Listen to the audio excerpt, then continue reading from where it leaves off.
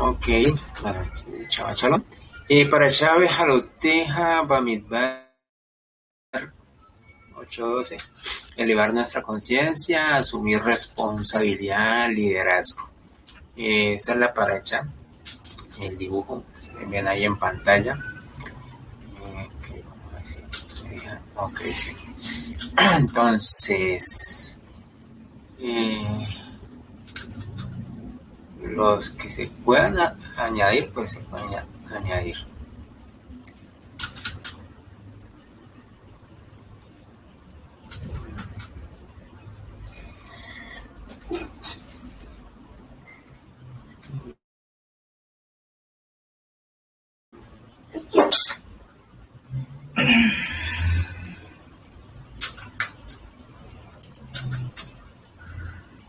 Bueno, entonces, vamos a ver cómo nos va.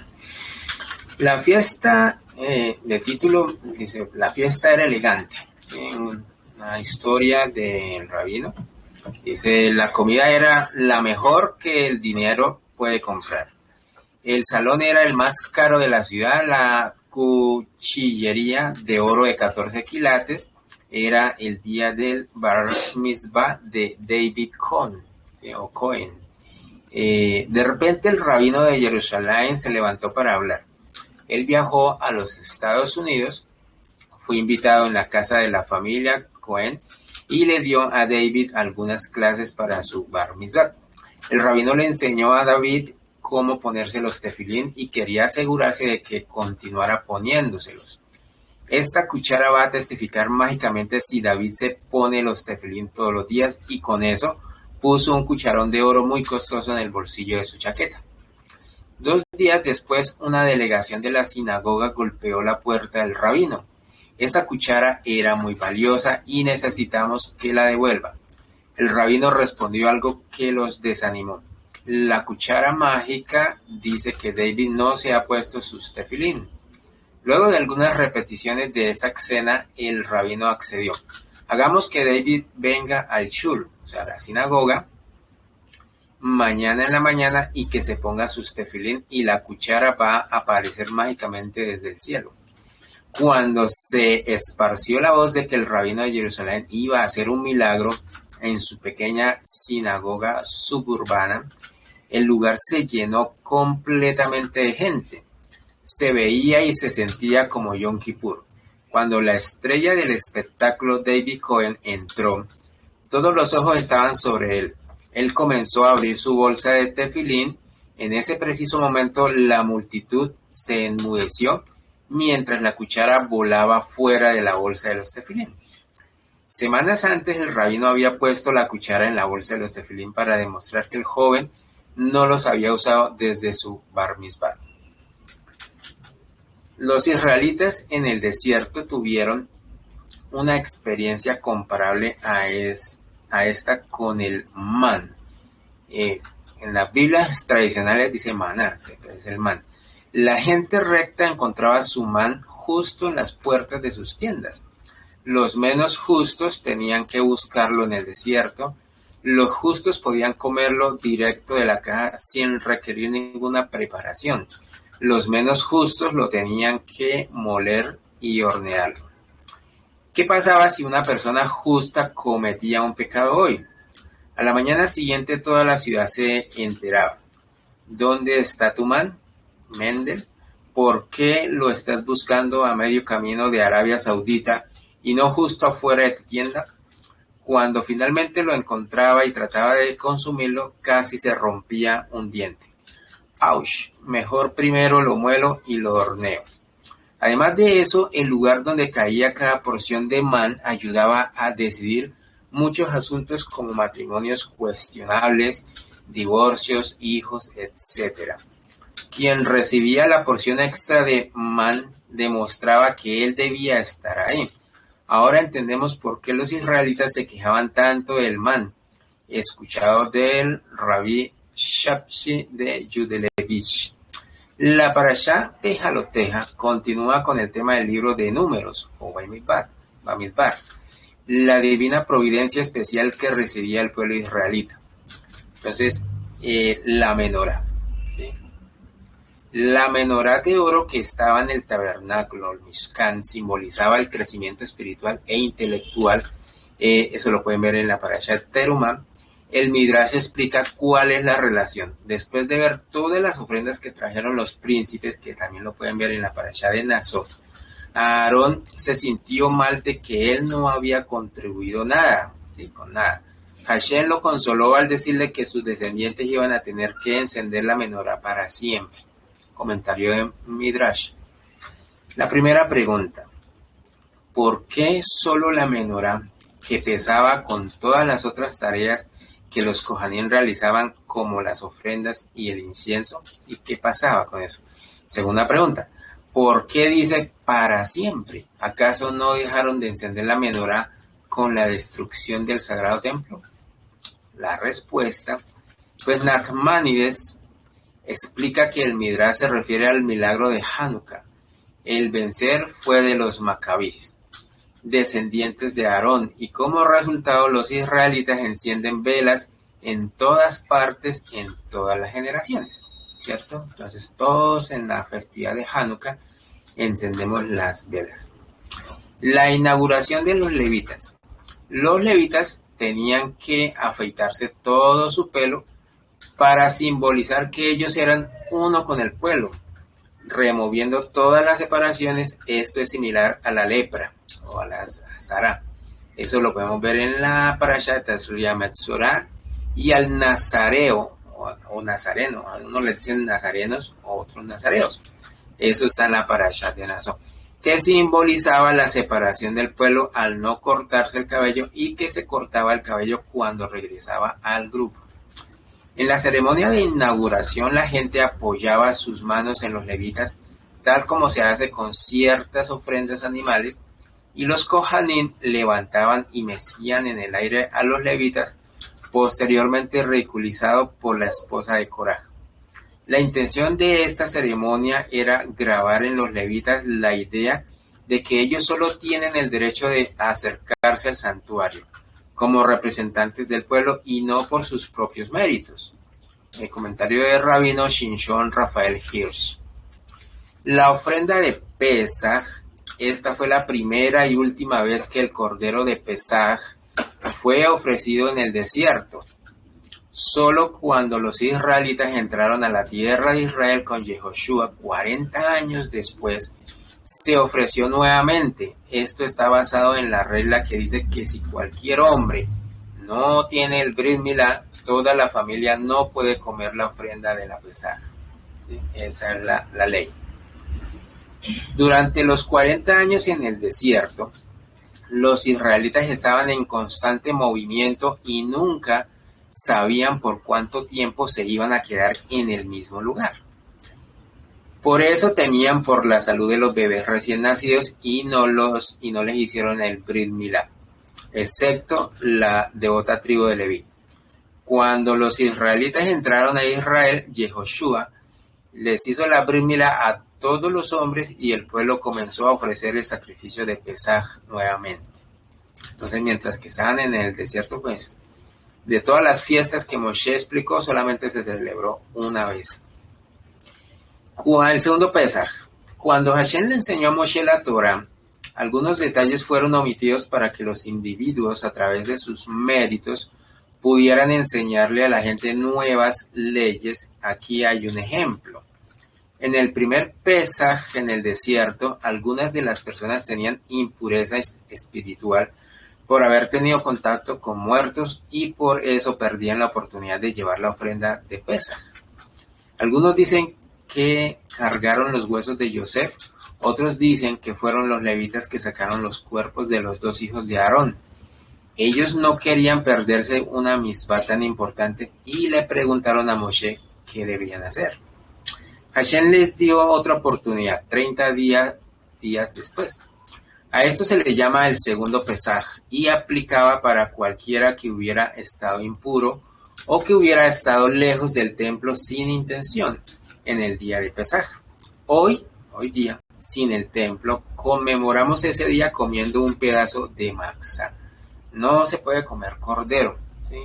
En los platos de la Pesaj se coloca una fracción de cordero, pero no se debe comer.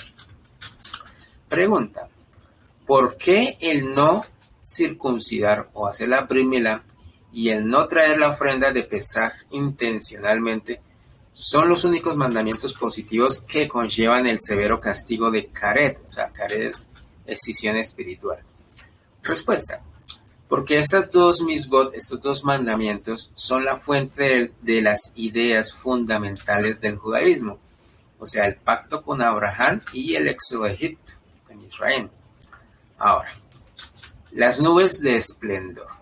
Las nubes de esplendor especiales que rodeaban el campamento israelita por todos lados protegían al pueblo de la lluvia, el viento, el sol y la nieve.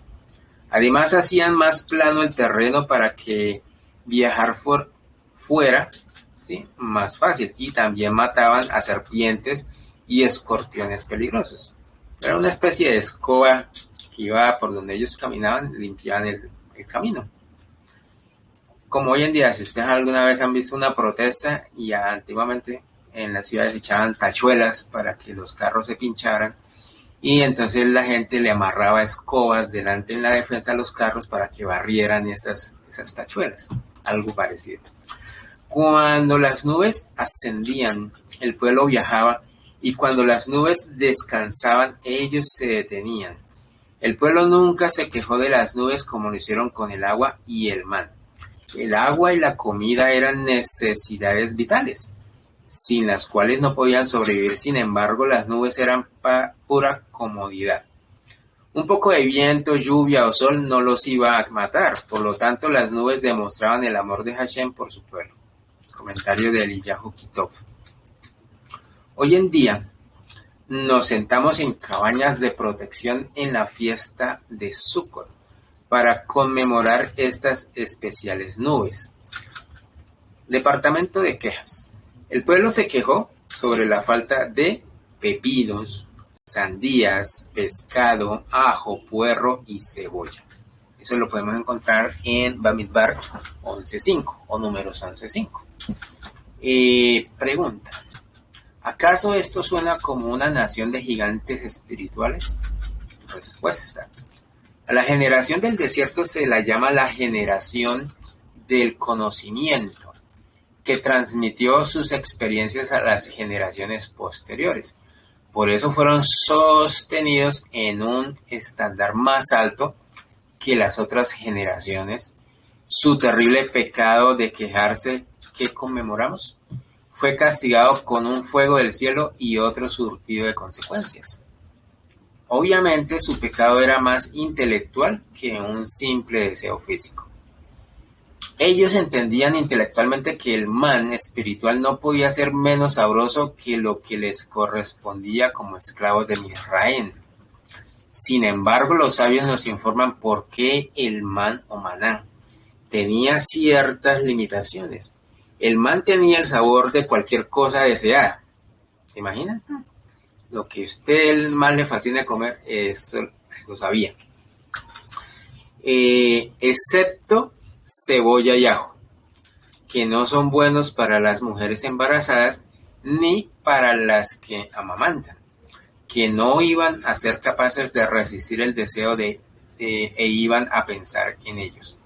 Esta es la fuente de la costumbre de comer huevos o hígado con cebolla en Shabbat.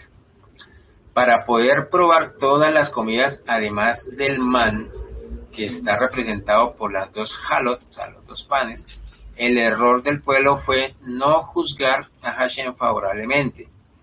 Él seguro sabía lo que estaba haciendo.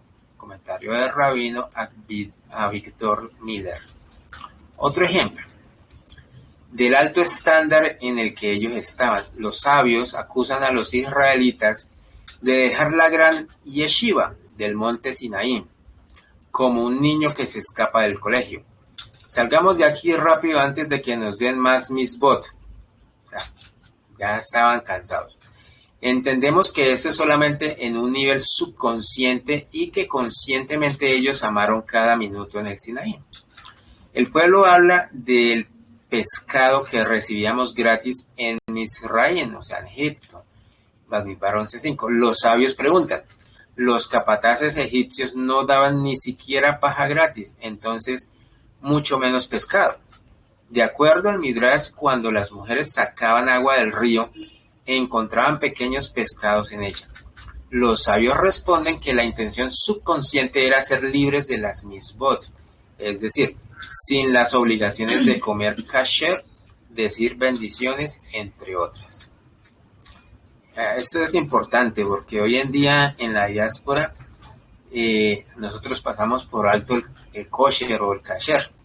¿Por qué? Porque decimos que estamos en la diáspora y es difícil conseguir comida kosher, pero no es difícil. Simplemente hay que ser meticulosos en lo que uno compra. Igualmente, los sabios dicen que el sagrado templo fue destruido como resultado del odio gratuito. Es decir, odio sin razón. Cuando odias a alguien, te sientes libre de las misbot con esa persona. Racionalizas que es una misbat hablar mal de esa persona. Comentario de Rabino Shlomo Wolbe. El pueblo se quejó del man. No queremos papas fritas con sabor a barbacoa. Queremos es barbacoa. Suficientes chitos que saben a queso cheddar. Queremos queso de verdad. ¿Por qué comer tiene que ser una experiencia intelectual?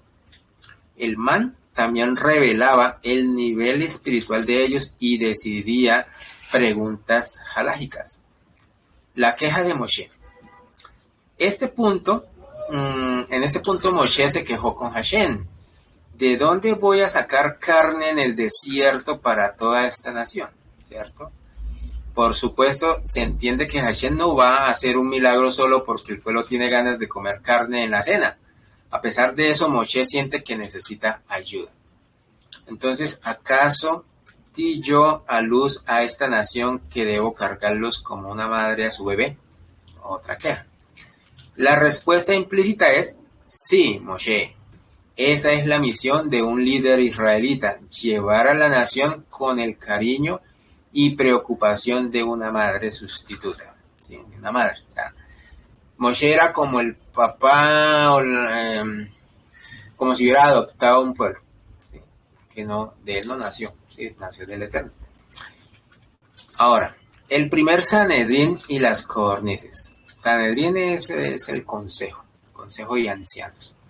Ahora la parashá presenta dos historias entre las que Hashem le dice a Moshe que elija 70 sabios que recibirán profecía. Algunos dicen que solo por una vez y que van a ayudarlo en la administración del pueblo. Al mismo tiempo, Hashem le informa a Moshe que un enjambre de codornices volará alrededor del campamento a la altura del hombro y que la gente podrá tomar todas las que puedan comer. Imagínense, si usted alguna vez ha ido a un parque y hay muchas palomas que salen volando terriblemente, ¿cómo sería un enjambre de palomitas de codornices? Pregunta, ¿cuál es la conexión entre estas dos historias justapuestas? Pues respuesta, dado que este sería el primer Sanedrín, ¿cierto? Los 70 ancianos, todas las otras generaciones preguntarían, ¿acaso nosotros no tenemos el beneficio de los milagros de Moshe? ¿Cómo podemos liderar al pueblo? Las codornices no eran un milagro revelado, sino que estaban dentro del marco de la naturaleza, ¿sí? De la época del desierto. Hashem justamente llevó al enjambre a ese lugar particular. Entonces también a través de las generaciones Hashem nos va a ayudar a sobrevivir sobre la naturaleza y dentro de la naturaleza, ¿sí? Rabino Hirsch. La sobrevivencia sobre la naturaleza es lo que llamamos milagro, ¿sí? Que es algo que no está dentro de nuestro pensar. Y dentro de la naturaleza, que es lo cotidiano de las estaciones, de los viajes de los animales, o sea, dentro del, ¿cómo se llama eso? Dentro del fruto del árbol estipulado, ¿sí? Los tiempos estipulados para la naturaleza. O sea, dentro y fuera. Ahora, Eldad y Medad. 70 sabios para 12 tribus es un número impar. 10 tribus tendrían 6 representantes y 2 tribus solamente 5 cada una. Para resolver el problema de quién pierde, recurrieron a la lotería. Cada tribu proveyó 6 candidatos y sortearon 70 marcados y 2 en blanco. Ya también hubieron elecciones. Eldad y Medad eran candidatos que en su humildad decidieron no sacar papel y voluntariamente quedar fuera. Como recompensa por esto, cuando los 70 sabios tuvieron profecía, ellos también la tuvieron en el campamento. Entonces ahí están la suma de los 72. En el Zohar, en la parashá de Behaloteja, aparecen los 72 nombres, así como código de escudo oculto o místico, con sus respectivos cuadros de los patriarcas, también con sus respectivas combinaciones. Los 70 hombres del primer Sanedrín estaban incluidos en la santidad de Moshe, sin disminuir en nada su santidad comparado con una vela que asciende o que enciende a otra sin perder su propia flama ni un poco. Entonces los 72 nombres son un Sanedrín, son un consejo de ancianos. Eldad y Medad proclamaron que Moshe moriría en el desierto y que Yehoshua llevaría al pueblo a la tierra. El hijo de Moshe, llamado Gerson, corrió a informarle cómo estos dos estaban pronunciando profecías negativas en el campamento. Yehoshua, que es el mismo Josué, ¿sí? Inmediatamente le pidió a Moshe que hiciera que Eldad y Medad se callaran. Después de todo, ellos no habían recibido su profecía de Moshe y eran profetas falsos, supuestamente. Moshe respondió a eso: ¿acaso estás celoso por mí? Yo estaría feliz si todo el pueblo fuera profeta, con contacto directo a Hashem, ¿sí? Se evitaría que Moshe fuera el intermediario. El pecado de Miriam, la hermana de Moshe. Después del Sinaí, Moshe se abstuvo de las relaciones maritales para poder estar continuamente en un estado de pureza, para ser capaz de recibir profecía. A pesar de que fue idea de Moshe, Hashem estuvo de acuerdo, tal como lo implican las palabras: la gente debe regresar a sus tiendas, sin embargo tú debes permanecer conmigo. Eso está en el Tratado de Talmud de Shabbat, de Barín 5:27. Este arreglo era desconocido para todos, excepto para la esposa de Moshe, quien se llamaba Zipora, que tenía la impresión de que todos los grandes profetas actuaban de igual manera. Para los que no saben, Zipora es la misma Séfora, ¿sí? Cuando Eldad y Medad tuvieron profecía, Zipora le dijo a su cuñada Miriam: me siento mal por sus esposas, que van a estar solas al igual que yo. Miriam estaba impactada por lo que parecía ser un trato injusto de parte de Moshe para con su esposa, y Miriam le dijo a su hermano Aarón: ¿quién se cree que es Moshe? Después de todo, nosotros también somos profetas y no nos abstenemos de estar con nuestros esposos. Incluso los patriarcas y matriarcas, que ciertamente eran profetas, no se abstenían. Entonces, hombres y mujeres eran profetas. Justo en ese momento, Hashem se le apareció a los 3 hermanos, ordenándoles aparecer frente a él para recibir profecía. Dado que Aarón y Miriam habían tenido intimidad con sus esposos y esposas, ellos tuvieron que correr rápidamente a la mikve, o sea, al baño ritual. Esto era para grabar en ellos la validez de la decisión de Moshe, basados en sus conversaciones diarias con Hashem. Cuando Miriam y Aarón estaban solos, Hashem los regañó. ¿Sí? ¿Cómo se atreven a comparar su nivel de profecía con el de Moshe? Él bajó la Torá, él es el mayor profeta que va a existir y por eso debe estar siempre listo para recibir profecía. Pero eso solamente es para ¿quién? Moshe, nadie más es Moshe. Cuando la presencia divina se apartó, Miriam tenía Sará, ¿sí? Como una especie de lepra, como la nieve, y tuvo que pasar una semana sola fuera del campamento. El pueblo la esperó pacientemente, tal como ella esperó por su hermano bebé Moshe en la orilla del río Nilo. Moshe elevó una corta plegaria por Miriam y ella se mejoró. Hay una misbah especial que consiste en recordar el pecado y el castigo de Miriam, ¿sí? Devarim 24:9. El Midrash comenta que Miriam, primero, tenía buenas intenciones. Segundo, solo se lo dijo a su humilde hermano. Y tercero, a la víctima no le importaba. Aún así, ella recibió un castigo muy severo. Entonces, seguro nosotros que hablamos chismes sin buenas intenciones, sí, estamos en problemas. Entonces, primero, le dijo el Eterno a Moshe: reúneme 70 hombres de los ancianos de Israel que sean escribientes y llévalos al tabernáculo de reunión y haz que te acompañen en tu labor. Entonces ahí está, bueno, eso en este parasha dice que fue el Eterno que le dijo a Moshe, pero en otros libros dice que fue su suegro Yitro, el que le dice que escoja. ¿Por qué esta extraña diferencia?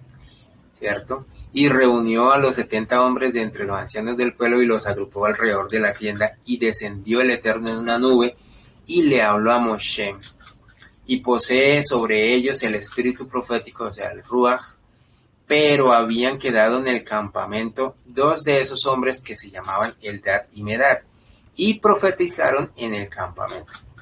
Y entonces un mozo que los vio corrió a notificar a Moshe, y Yehoshua, hijo de Nun, servidor de Moshe desde su adolescencia, dijo: oh mi señor, oh mi Adonai, Moshe, impídeselos, enciérralos. Pero Moshe le respondió: ¿acaso tienes celos por mí? Quiera Hashem que todo el pueblo del Eterno profetizara. Entonces pregunta: ¿por qué estos dos ancianos, Eldad y Medad, se quedaron en el campamento y no asistieron al tabernáculo como se había ordenado?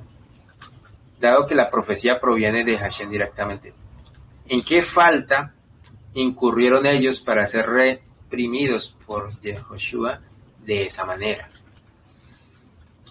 Abarbanel, uno de los grandes comentaristas de la Torá, comenta que después de que Moshe recibió la orden de convocar a los 70 ancianos, trató de repartir este honor entre las 12 tribus en partes iguales. Sin embargo, si tomaba 6 personas de cada tribu, habría tenido un total de 72, eventualmente.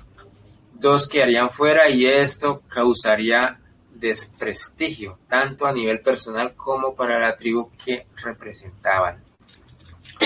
Entonces, estos 2 ancianos, ¿sí?, llamados Eldad y Medad, previendo esta situación tan incómoda, decidieron por sí mismos excluirse y no asistir, ¿cierto?, al tabernáculo de esta reunión donde se llevaría a cabo el evento. Su acción de tal humildad, tras haber sido preseleccionados, provocó que el Ruach profético posara también sobre ellos, aún estando todavía en el campamento y sin la inspiración cercana del mismo Moshe. Entonces, la razón por la que Yehoshua tomó esta actitud celosa puede haber sido desde el mismo texto que pensara: yo que he estado cerca de Moshe desde joven, no he tenido este privilegio de la profecía. ¿Cómo ahora estos dos personajes son acreedoras a tal inspiración sin siquiera acercarse al gran profeta? Otra explicación de este raro comentario de Yehoshua estaba basada en el Midrash que describe el contenido de la profecía de Eldad y Medad, que dice: Moshe ha de morir y Yehoshua será el que introduzca al pueblo en la tierra de Israel. De acuerdo con eso, Yehoshua defiende el honor de su maestro, mostrando indignación por tal osadía expresada en las palabras de estos 2 sujetos. Moshe, sin embargo, demostrando la humildad que lo caracteriza, le responde que no posee el monopolio de la profecía, y más aún, que mejor que todo el pueblo gozaran de este regalo divino. Entonces, cualquiera puede tener ese don. Pero recuerden que la petición dice que el Eterno le dice a Moshe que escogiera 70 justos ancianos. O sea, para tener eso hay que ser justo. Ese relato, aunque pequeño y escondido en la Torá, nos enseña mucho acerca del perfil ideal de un líder del pueblo de Israel. ¿Cuántos otros no hubieran reaccionado violentamente en contra de sujetos que hablan en contra de un gobierno? ¿Cuántos profetas no fueron censurados al reprimir o regañar a un rey? Seguramente a la luz de lo anterior cobra mayor fuerza el famoso versículo: y no apareció ningún otro profeta en Israel como Moshe, a quien el Eterno había tratado cara a cara, face to face. Devarim 34:10. Ok, entonces en la parashá se habla de la menorá. Ustedes ahí en pantalla ven la menorá. Esta menorá que ustedes están viendo, va a tratar de más tarde, la subo a los grupos. Está escrito el salmo, cual corresponde a la menorá, creo que es el 67. Y también están escritos a lado y lado. Ustedes ven acá dos columnas, una a la izquierda, otra a la derecha, los 72 nombres de Hashem, indicando los 72 ancianos del Sanedrín, ¿sí? Los 72 justos, con sus respectivos versos de la Torah y del Tanaj, porque también está el Tejilín. Sí, entonces, y también en la parte de abajo está la frase de la Anabecoa, ¿sí? En resumido, ustedes saben que las letras primeras de la palabra de la Anabecoa, solamente escribiendo las letras iniciales de cada palabra, es el nombre de un Metatrón, ¿sí? De corrido, de una sola vez. O sea, ahí está escrito también. Y era para protección, ¿sí? De este concilio celestial. Con la ayuda de la luz, la energía de la Sefirot, la capacidad de moverse entre los mundos superiores e inferiores, y el poder de la sanación residen todos en la menorá, ¿sí? O candelero. Pero este capítulo de Bejaloteja revela otro secreto acerca de la menorá. Después de que Moshe le dijera a Aarón que encendiera la menorá, está escrito: Bahías quien a Aarón, y así hizo a Aarón, como si después de que Moshe le dijera que hiciera algo para el Creador. Entonces, él fuese a decir, a hacer otra cosa por cuenta propia en lugar de ello. ¿Por qué la Torá tiene que decirnos que Aarón, quien estaba en un nivel espiritual sumamente elevado, hizo como se le ordenó? Hasta Rashi pregunta, también por qué está escrito, dar alabanza a Aarón porque no cambió nada. Si Moshe bajara del Shemaín, o sea, del cielo, y nos dijera que hiciéramos algo, es poco probable que cambiáramos su ordenanza e hiciéramos otra cosa. Entonces, alguien que estuviera en el nivel espiritual de Aarón definitivamente no revocaría ninguna de las instrucciones de Moshe. Lo que la Torá nos enseña aquí es cuán poderoso es realmente el lado negativo, tanto así que aún así el mismo Moshe nos dijera que hiciéramos algo, nuestra sabiduría podría convencernos de cambiar sus ordenanzas. Si eso lo hiciéramos con un gran líder, ahora más con Hashem, ¿no? El poder del lado negativo está en convencernos de que lo sabemos todo. Él va a subrayar eso, que es como importante. Aquí está. El poder del lado negativo está en convencernos de que lo sabemos todo, ¿sí? A veces cuando tenemos conversaciones con amigos uno dice, sí, ya lo sé, ya lo sabía. Entonces, la humildad de Aarón y Moshe es quedarse callado y es escuchar lo que los otros saben. El lado negativo quiere que actuemos como una persona enferma a la que el médico le prescribe una medicina, pero decide no tomarla porque ella cree saber más. Entonces, a veces sabemos más que los médicos. Hay muchas personas en el mundo que se comportan de esa manera. No escuchan a su médico o a su abogado y tampoco habrían escuchado a Moshe. Ese es el poder que el ego tiene sobre ellas. Tan solo piensa al respecto. Los israelitas habían sido testigos de las plagas, ¿cierto? La división del Yam Suf, o mal llamado Mar Rojo, y la entrega del man en el desierto. Sin embargo, desconfiaban de Moshe y se rebelaban contra él. Solo puede haber una explicación para este incomprensible comportamiento. Cuando tenían la opción entre Moshe, quien hablaba en nombre de Hashem, y el deseo de recibir solamente para sí mismos, ellos siempre encontraban algo mal en Moshe, y por lo tanto nunca hacían algo que frustrara el deseo de recibir de ellos. La verdad es que siempre podemos encontrar algo malo en cualquiera si observamos lo suficiente. Ahí sí, todos somos expertos en eso. Una vez, un estudiante le dijo a su maestro que tenía planeado dejar la escuela porque había cosas que no le parecían correctas. Su maestro le dijo, déjame hacerte solo una pregunta. ¿Esas cosas dejaron de verse correctas antes o después que decidieras marcharte? Entonces el lado negativo siempre nos da razones para racionalizar nuestras decisiones una vez que hemos tomado una decisión egoísta en nuestro corazón. Quien solo ve a sí mismo siempre encontrará algo que no anda bien con los demás. Aún así, se trata de Elías el profeta, Moshe o cualquier otro. Entonces, la parashá de Jaloteja también nos enseña algo, además del importante hecho de que siempre debemos escuchar al Creador y a Moshe y a Rabbi Shimon. Cualquier cosa que hagamos solo puede manifestarse gracias a la luz del Creador, con la ayuda de la luz. Cualquier cosa que deseemos se manifestará sin la luz. Sin la luz somos como un computador poderoso que tiene teclado, monitor, mucha memoria, pero no tiene electricidad. Sin energía el computador no funcionará. Sin la luz del Creador no podemos hacer nada. ¿Sí? En la Haftará de la Parashá está en Zaharías 2:14 al 4:7. Y dice, esta Haftará fue escogida porque menciona la visión de la menorá que Aarón encendía durante su servicio como Kohen Gadol. El profeta asegura al pueblo que aún durante la era mesiánica, cuando todo el mundo reconocerá a Hashem y el mal haya sido eliminado, todavía el pueblo israelita tendrá una función importante que cumplir.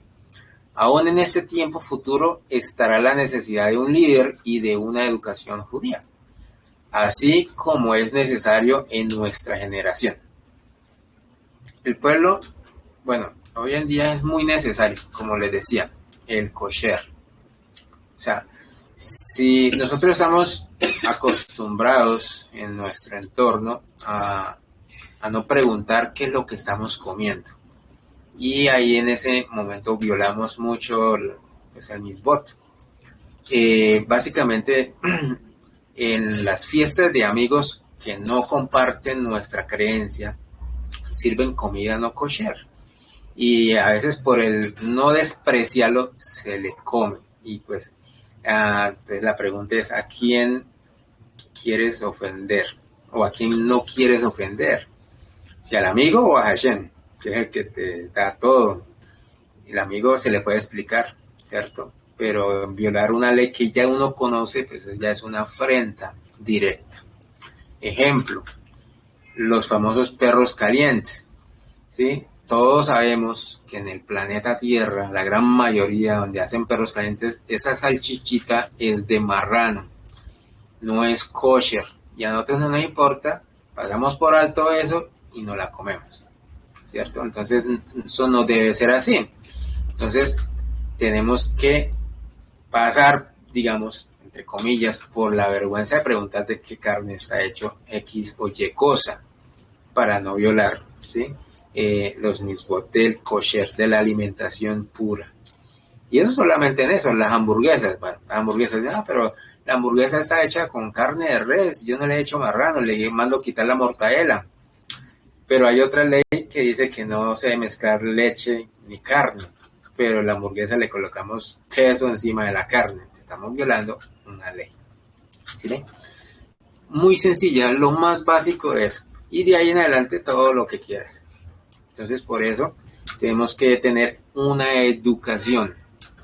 El pueblo israelita debe ser una luz para las naciones. Esto está simbolizado por la menorá, que es una iluminación espiritual. El profeta nos transmite lo que las religiones que han salido del judaísmo ignoran, que no por fuerza militar ni por fuerza física, sino por el ruach solamente, puede ser la palabra de Hashem esparcida. Antes de la era mesiánica, el pueblo israelita tendrá que pasar por una montaña de seducción que nos desvía de nuestras metas espirituales. Hoy en día, sí, hoy en día en la diáspora tenemos ese ataque grande, grandísimo, con la familia, con los amigos, con el trabajo, con nosotros mismos, con la pereza de aprender cosas que agradan al cuerpo, o sea, al alma y al cuerpo. ¿Por qué? Porque decimos, pues vivimos en un mundo material, yo soy de carne y hueso, necesito cosas materiales y no espirituales. Y con ese concepto no me importa la espiritualidad, sino la materialidad. Entonces ahí está la seducción. Y en el pueblo de Israel, pues lastimosamente es la meca de todas las religiones, allá se encuentran todas las religiones, y eso es algo muy tenebroso, ¿sí? Porque los muchachos, si no tienen una base fuerte, pues van a picar y picar en todos lados. Pero ahí está. También se dice, en una parte de cuando uno estudia Hasidut, que a veces nosotros, ¿por qué despertamos en una conciencia de una Torah fuera de Israel? ¿Sí? ¿Por qué? Dice, el Hasidut, la Cábala, el Zohar, dice que una vez en la transmigración de almas en el monte Sinaí, cuando estábamos todos presentes, tanto físicos como espirituales, las almas que estaban adheridas al pueblo de Israel, tanto físicas como espirituales, en un futuro se transmigraron en nacimientos fuera de la tierra de Israel, diciendo, yo voy a ayudar a despertar el amor por la Torah estando afuera. Y a esas almas se les consideró tzadiks, porque es el volver a la Torah. Por eso es que a veces sentimos que por qué despertamos a una sabiduría fuera de la tierra de Israel. Entonces, esas Hasidut enseña que tenemos chispas de tzadik. No somos tzadik 100%. Tenemos chispas de tzadik y por eso despertamos. Por eso también hay personas que por más que se les enseñe, pues nunca van a despertar, porque no tienen esa chispa. Entonces, esa es nuestra tarea en la diáspora, despertar una seducción positiva y no dejarnos seducir de cosas negativas. Entonces, este desafío se llama Satán, ¿sí? Literalmente, porque nos detiene o desvía de nuestro camino y destino. Es por eso que Hashem le dijo al Satán, Elohim te aborrece, Satán. Elohim que escogió a Jerusalén te aborrecerá. Este versículo de la Haftará es parte del texto de la plegaria que decimos antes de dormir, en la que expresamos nuestro deseo de que Hashem nos ayude a ganarle a la fuerza del Satán, con la que Hashem nos prueba en el camino del crecimiento espiritual. Bueno, muchachos, eso fue todo por ahora. Nos veremos en la próxima parasha de hoy en 8. Y que tengan una excelente semana. Chao a todos. Nos vemos. Ahora vamos a ver cómo se cierra esto.